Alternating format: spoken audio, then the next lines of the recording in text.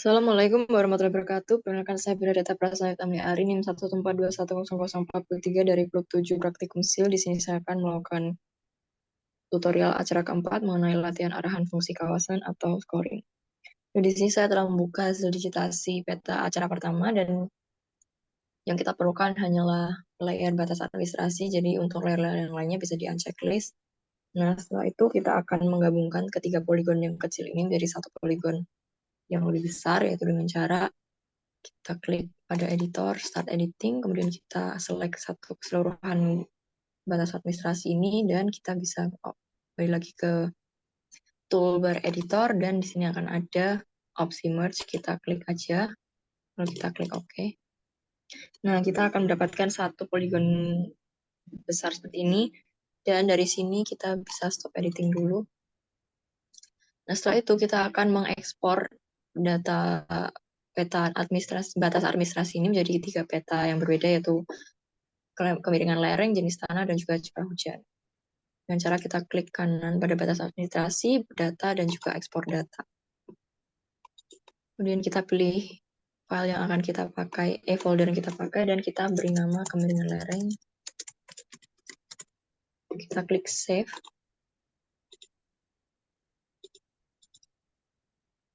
Setelah itu kita akan melakukan tahap yang sama untuk kedua peta yang lainnya dengan langkah yang sama juga.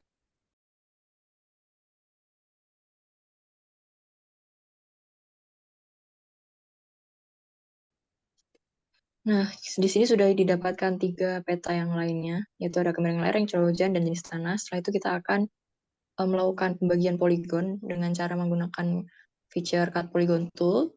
Tapi sebelumnya kita akan unchecklist dulu peta yang lainnya, karena yang pertama kita cut adalah peta kemiringan lereng. Dengan cara klik di toolbar editor, dan start editing, kita pilih yang kemiringan lereng. Setelah itu kita klik, dan kita bisa langsung pakai cut polygon tools.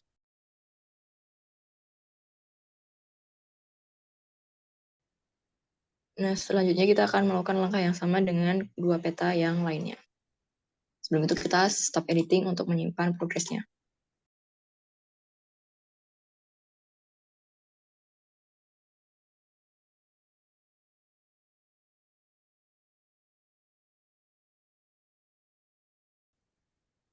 Nah, setelah kita sudah menyelesaikan pemotongan poligon, selanjutnya kita akan melakukan scoring, yaitu dengan yang pertama untuk peta kemiringan lereng terlebih dahulu dengan cara klik kanan dan open attribute table. Kemudian akan kita add field. Yang pertama kita membuat kolom score kemiringan lereng, dan untuk type-nya kita pakai yang long integer dan kita klik OK.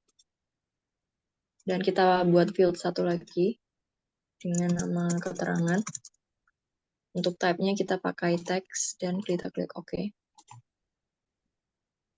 Nah, setelah kita menambahkan field, kita akan memberikan keterangan dan juga skor sesuai dengan pedoman penyusunan RLKT. Di sini ada skor 20, 40, 60, 80, dan 100 dengan keterangan masing-masing ini dari datar hingga sangat curam.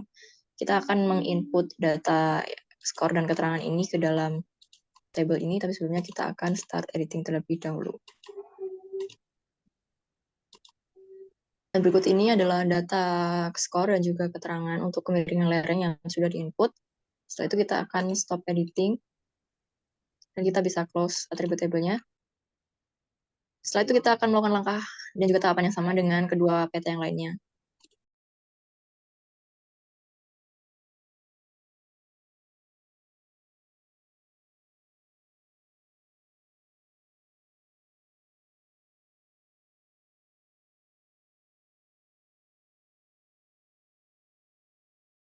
Setelah kita melakukan scoring terhadap 3 peta tadi, setelah itu kita akan melakukan overlay yang terdiri dari peta kemiringan lereng, curah hujan, dan juga jenis tanah. Dengan cara kita ke Bioprocessing Union.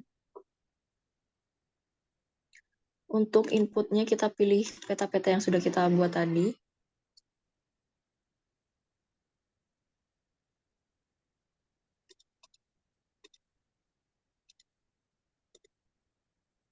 Kemudian untuk outputnya kita bisa memilih folder untuk menyimpan hasil unionnya atau overlaynya.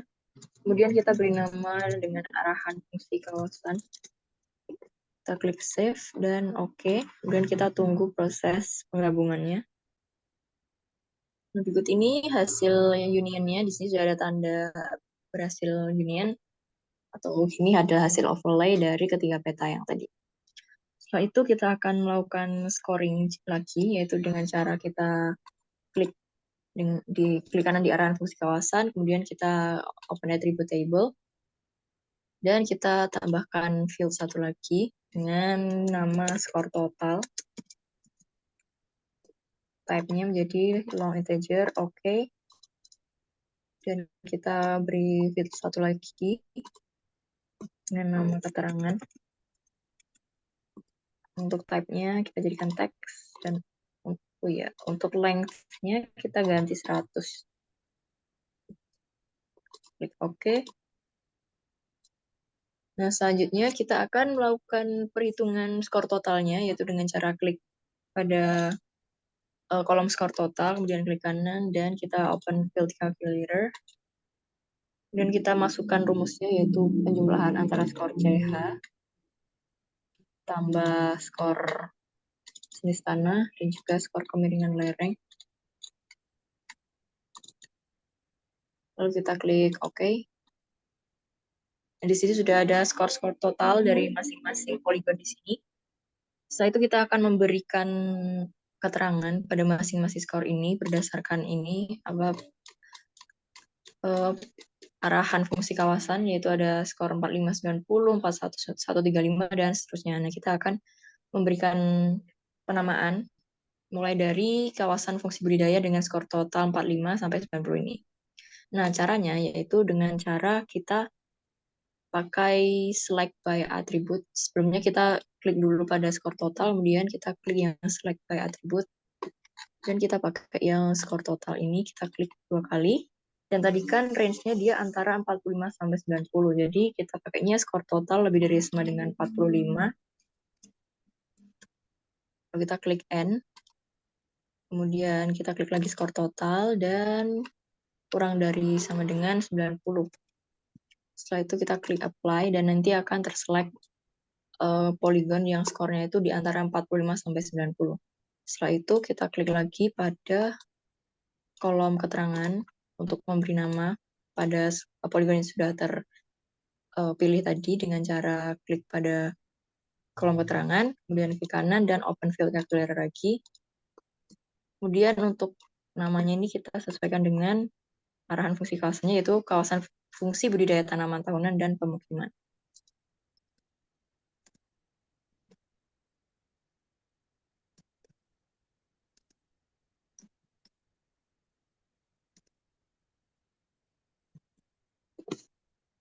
Nah, setelah diketik, jangan lupa pastikan sudah memberikan tanda petik, karena kalau tidak pakai tanda petik, nanti akan error. Kalau kita klik OK, dan pada poligon yang nilai skornya itu antara 45 dan 90 akan dengan otomatis ternamai sesuai dengan arahan fungsinya, arahan kawasannya. Kita bisa close, kemudian kita lanjutkan lagi untuk klasifikasi yang lainnya dengan langkah yang sama. Tapi sebelum itu kita clear dulu selection-nya dan kita mulai lagi dengan tahapan yang sama seperti tadi.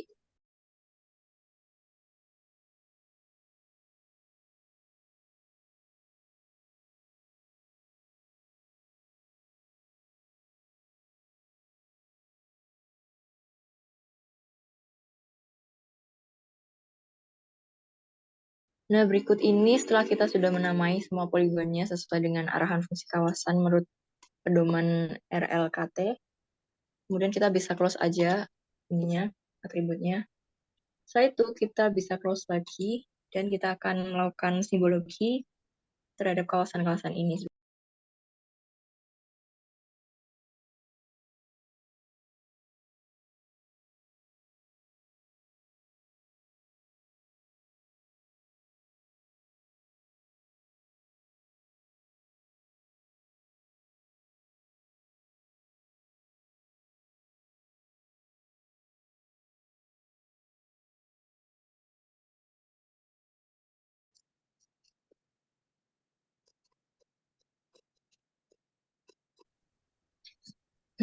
Nah, berikut ini setelah kita sudah melakukan simbologi warna pada masing-masing klasifikasi arahan fungsi kawasan, setelah itu kita select semuanya.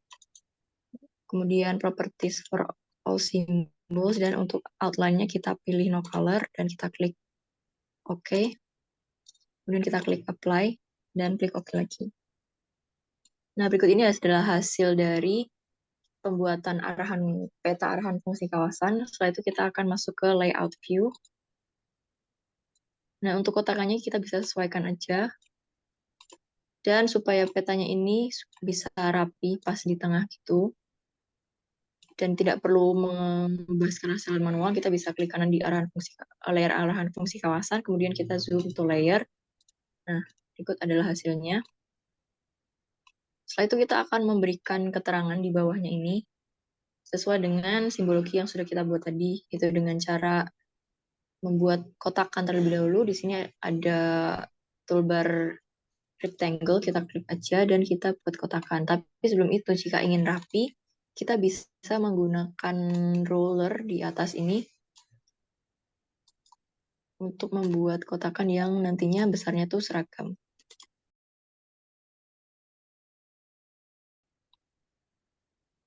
Kemudian kita klik rectangle dan kita bisa gambar. Nah, setelah berhasil menggambar kotakan, kita akan menghilangkan warnanya, no color, dan outline-nya kita ganti warna hitam. Nah, setelah kita membuat kotakan sebagai wadah untuk keterangan, kita akan menambahkan teks keterangan, yaitu dengan cara kita balik lagi ke toolbar drawing, dan nanti akan ada simbol teks. Kita klik aja, dan kita tulis keterangan. Kemudian kita setting untuk fontnya dan juga ukurannya. Kemudian kita atur menjadi Times New Roman. Dan untuk fontnya, ukurannya 12. Dan kita klik OK. Setelah itu kita akan membuat kotakan-kotakan untuk keterangan sesuai dengan simbologi yang sudah kita buat tadi. Dan sebelumnya saya juga sudah membuat beberapa garis bantu supaya nanti kotakannya tuh ukurannya seragam. Nah, setelah itu kita langsung aja membuat kotakannya.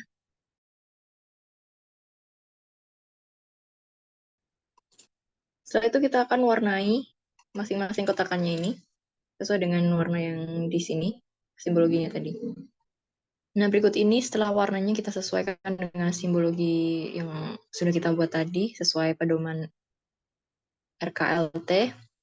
Dan untuk urutan warnanya itu kita sesuaikan dari skornya, itu yang dari kecil hingga yang paling besar. Jadi yang ini tuh 45, yang di sini 225. Nah, setelah itu kita akan memberikan teks keterangan untuk sesuai arahan fungsi kawasannya beserta dengan range skornya.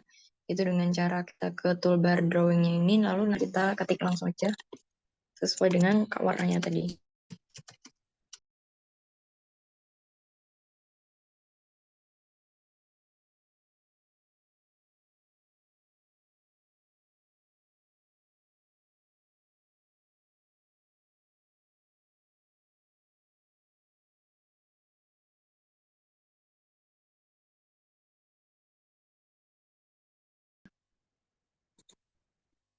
Nah, berikut ini setelah kita namai masing-masing kotakannya sesuai dengan arahan fungsi kawasan, dan kita untuk langkah terakhir kita akan menambahkan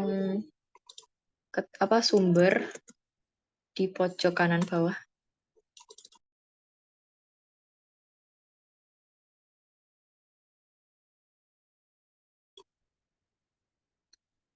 Nah, berikut ini adalah hasil akhir dari acara keempat, yaitu